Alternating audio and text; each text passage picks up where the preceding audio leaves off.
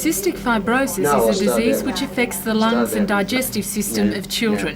Today, a small crowd gathered at the Mater Hospital for the handing over of $20,000 to the Newcastle unit, which for the past 2 years has been treating sufferers of the disease. The cheque was presented by the organiser of the Fun Run Day, Philip Wells, to Dr Richard Henry, who says the money will be put to good use. We certainly do need the money, and about half of it will be used to purchase new equipment, particularly to test the children's lung function, because, as we said, their lungs are particularly affected.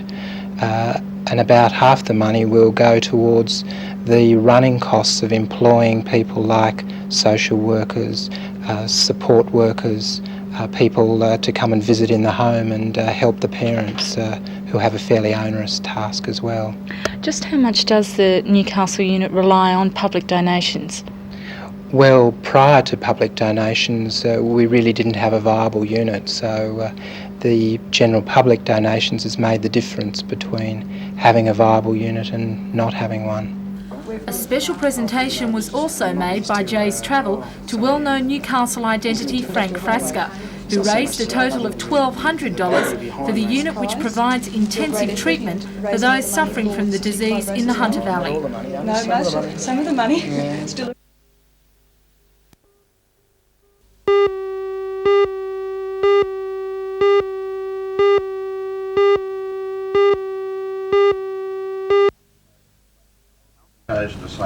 Councillor Jobling describes the argument over his cancelling of the half-day Christmas holiday as a storm in a teacup.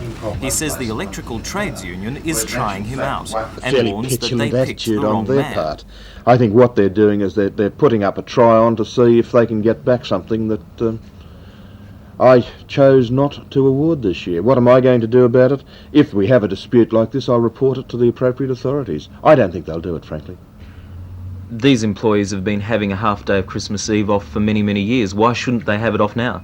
Well, there's a very simple answer for that. Yes, they have had it off for a while. Firstly, it has only been at the chairman's discretion over all these years.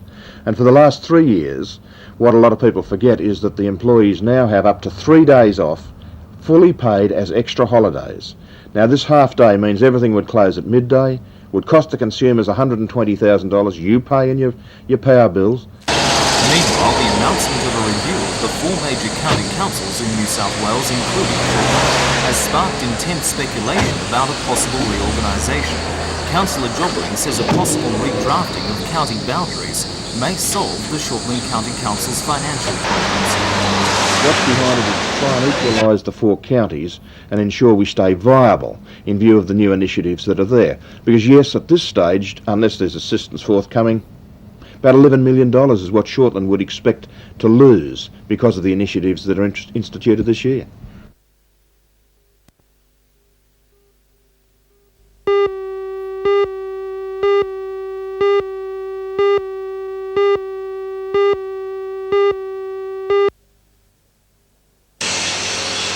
Hexham Engineering is a member of the Coal and Allied Industries Group. It currently employs around 300 people. In the past, it's provided service and overhauls to local mining companies. But today's announcement heralds a change for the company, which could see it mushroom over the next 5 years. The takeover of Baldwin Diesel, best known for low-powered, small-gauge diesel such as this, means business in the order of $2 million next year. Yeah, over the next 6 months we would anticipate increasing our working force by at least 30 people. And there's other employment indirectly, of course. Indirectly, we would say over the next 3 to 5 years, 70 to 100 additional people employed in Newcastle. Can you put a dollars and cents value on the kind of expansion you hope to experience here? We feel we'll be developing the site, and the money we'll be laying out will be between $5 and $7 million over the next 3 years. Hexham Engineering has also decided to aggressively seek other companies to take over, with the aim of transferring manufacturing to the Hunter Valley. The company already leads the field in computerised drafting. For instance, this machine produces 3-dimensional coloured drawings of components and can then send detailed information to automated metal turning equipment. It's based on a software program developed in Australia. To make the expansion work, the companies and the unions are working on an industrial agreement which will wipe out demarcation.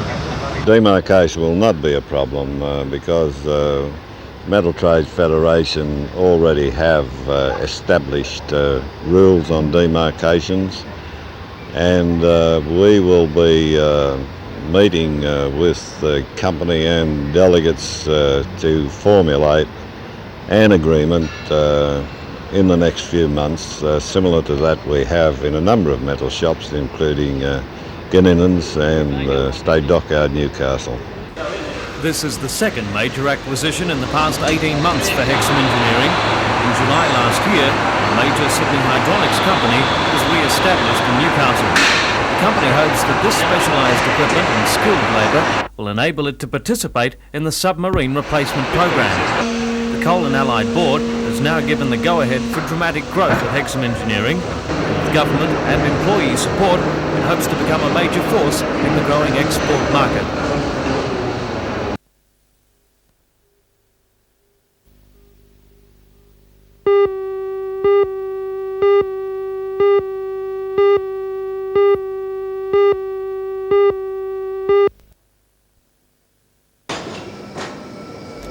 With the introduction of electric trains and the $600,000 restoration of Newcastle Station last year, the platforms have been busy with the hustle and bustle of daily commuters.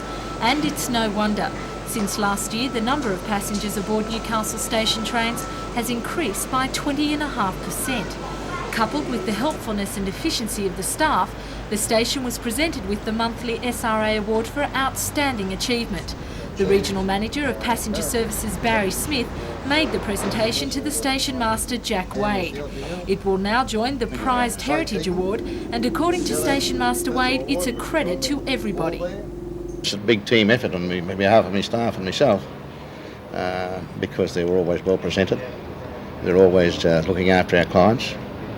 Our biggest improvement, I think, as to why we were selected, is our on-time percentage of train running.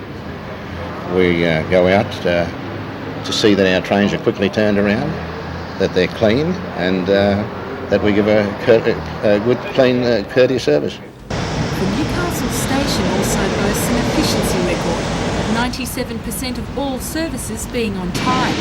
But for Jack, who's spent more than 44 years with the SRA, 9 at Newcastle Station, he'll see his last train go next year when he retires. Oh, well, one has to have mixed feelings after all that time. There's no doubt about that. But everyone's got to call it a day, and after 44 and a half years, I'm certainly ready to retire.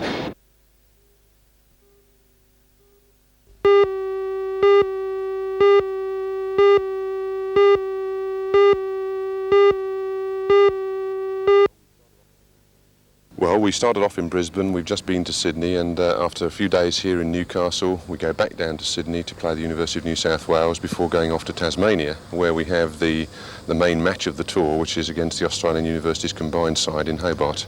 And from Hobart, we then do 3 other major centres, Melbourne, Adelaide and Perth, before finally going home towards the middle of January. Sounds like a lot of fun. It's a lot of fun, there's a lot of travelling, a lot of hard work and a lot of good cricket, which is excellent. From this part of the world, it seems unusual that Oxford and Cambridge would combine. We see the universities as great competitors in sport and academically too. Yes, you're absolutely right. I think as little as 15 years ago, it would have been unheard of for Oxford and Cambridge combined sides to play with each other against other opposition. But I think in cricket in particular, the Benson and Hedges games in England have brought the two universities together, and now we have quite a substantial number of fixtures where we do play as a combined side, and it's good for the two universities to do this, I think.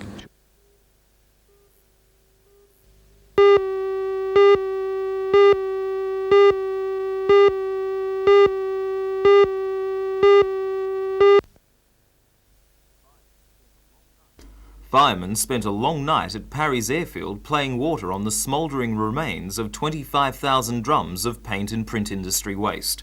By 9:30 this morning, authorities were satisfied that the fire was out. The intensity of the blaze left police with few clues to the cause. They say, however, that the fire began in 2 areas and believe it was deliberately lit. They are now interviewing a number of suspects. Owner Bruce McPhee began stockpiling the toxic waste in 1979. Intending to recycle solvents and some paints extracted from the waste. By November 82, the recycling had not yet begun, and corroded drums were dripping poisonous waste. Local residents feared the toxins would find their way into the surrounding swamp and from there drain into Tuggerah lakes. The fire brigade warned the stockpile could easily go up in flames. There was disagreement on council, meanwhile, about how dangerous the situation was. This year, the State Pollution Control Commission stepped in, as Regional Officer Bruce Gibbs explained at the height of the fire yesterday. The owner of the drums has been prosecuted by us under the terms of the Clean Waters Act for polluting the swamp that you can see adjacent to the fire. Now, as part of that prosecution, which we took in February this year, we asked the court to order him to remove the drums from the site by February of 1986. Now, as you can see, that hasn't been done. The Wyong Council is now taking steps to have Mr McPhee remove the remains of the stockpile.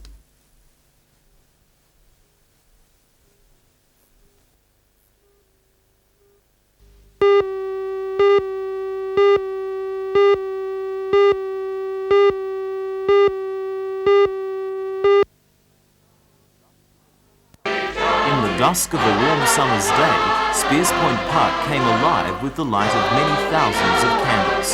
The carols by candlelight attracted a record crowd, estimated to have been between 20 and 25,000 people, a far cry from the first such event in Spears Point Park 4 years ago, which was attended by only 1,000. The celebration of Christmas was organised by the Lake Macquarie City Council and the Ethnic Community Council, whose choir led the audience in several carols, including a version of Deck the Halls. NBN and radio station 2HD were instrumental in bringing the whole show together, with Ray Deneen and Warwick Teese sharing the role of compere. The NBN Children's Choir provided one of the highlights, with stirring renditions of popular carols. Then singer Jackie Love raised the Yuletide spirit with her own unforgettable style. The success of the night showed that carols by candlelight is becoming an established part of Christmas celebrations for many Australians.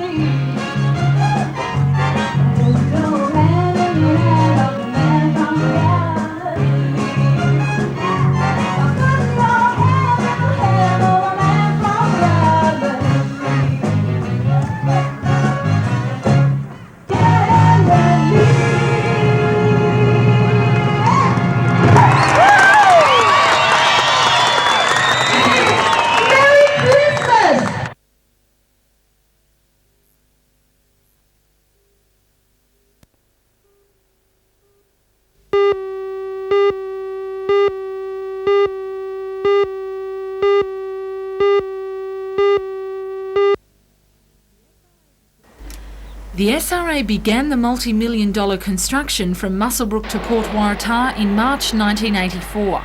Work has just started at Hanbury Junction, and the whole project is expected to be completed by September 1986. It's the biggest road track operation of its kind in the Hunter region, the line being the major arterial access into the Port of Newcastle. A total of 35 million tonnes of freight will be carried over the line in the next year. The last time any work of this kind was completed was in 1914, and the SRA say a major overhaul and upgrading of the existing track is needed. This Friday, normal train services will not operate because of the part closure of the line. Instead, alternative buses will be provided. However, train services in the morning and evening peak times will still be maintained. It's work that, according to Regional Manager of Passenger Services Barry Smith says, has been timed to avoid inconvenience for commuters. How well was the timing selected? Well, the timing was selected on purpose because, as I said, we have done a very extensive investigation into past passenger flows over this particular period, and it has been found that even in private industry and the shops that there is a downturn in usage of all facilities at that stage, and to avoid the inconvenience to most people, we have found that this will be the most appropriate time to do it. Timetables like this one are now available to commuters travelling on the Newcastle-Maitland-Talara line. Inside, they outline all of the alternative bus and train services which the State Rail Authority will introduce to Newcastle this Friday.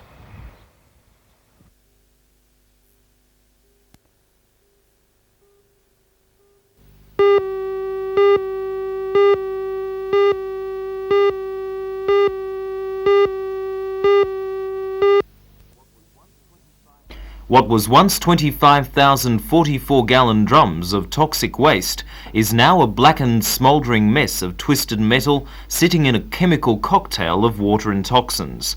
The question of what to do with the mess was the subject of talks yesterday between the State Pollution Control Commission and the Wyong Council. We have people on the scene now assessing what the extent of the water pollution is. The area was completely bunded at our order some time ago, and so all the water that's been played on the fire has been contained, and we're just checking what is in that water now by taking some samples and having them analysed. So what problems have been caused by the fire? Well, the problems that have been caused are probably minimal. The relief is that the pile of chemicals has now been disposed of, and in fact our commission was considering contingency plans if the owner of the material hadn't complied with the court order. And one of the options that we were considering was in fact a controlled burn of the material as the optimum way of disposing of it. And burn it did, with flames shooting 50 metres in the air and exploding drums of paint and print industry waste being thrown equally high in the air. Police assume the fire was deliberately lit, but despite interviewing a number of suspects, no charges have yet been laid. Wyong Council is anxious to see the pollution hazard cleared up as quickly as possible. The council says that is still the responsibility of the owner of the drums, Bruce McPhee, who has been under a court order since February, requiring him to remove the drums within 12 months. That court order will be reviewed on February the 16th next year. The council's health department may allow Mr McPhee to pump the water into a neighbouring holding dam so that the drums can be removed. Talks have begun with companies like Sims Metal and Balkans to see whether the drums can be recycled. Any toxins in the water, meanwhile, will have to be neutralised with chemicals before it can be disposed of.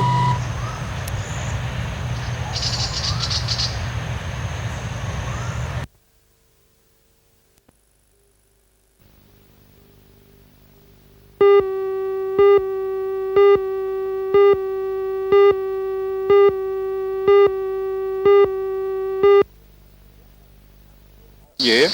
Tony Neal of Liddell was one such punter, and was most upset about the error. No wonder. It must be noted that it was a race of insufficient starters for a third dividend. That's possibly the crux of the trouble, except of course the trifecta punters, unless they're boxed for place killers. Race judges who claimed there was no photo available as the camera was out of action, had placed the horses number 7 Drum Run first at 7-4, 5 Second Gay Spelvin at 20-1, and 9 Locally Made in third place at 4-1. After much arguing and threats and the calling for police intervention, a photo appeared that seems to prove conclusively that the placings of 2nd and 3rd were in error and in fact reversed. But as bets had been paid out, it was told nothing could be done. But it's not to finish there. I've written a letter to John Schreck, a registered mail letter, which will get there sometime next week. And you are determined to take legal action over this? Yes, I am. You're not going to let it ride? No, because there's too much people in New South Wales TAB money invested in horses. This was an extra trifecta? An extra trifecta. A lot of money involved, and yet these things shouldn't happen, but this did. They got the places wrong? Yes. And you don't like it? I don't like it one bit.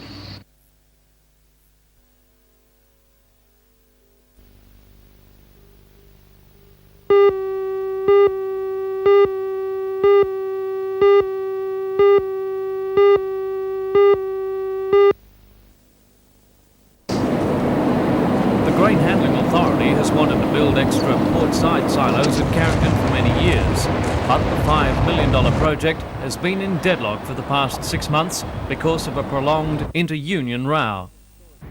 The present storage capacity at the Carrington silos is 130,000 tonnes. The planned extensions would have increased that capacity by 30,000 tonnes, which is about the average cargo for a wheat ship. The unions at the centre of the row are the BLF and the Australian Workers' Union. The dispute over who should pour concrete on the site has held up work since the project was first mooted. A change in contractors didn't solve the problem, and with no immediate signs that the issue will be resolved, the Grain Handling Authority has put the idea on hold.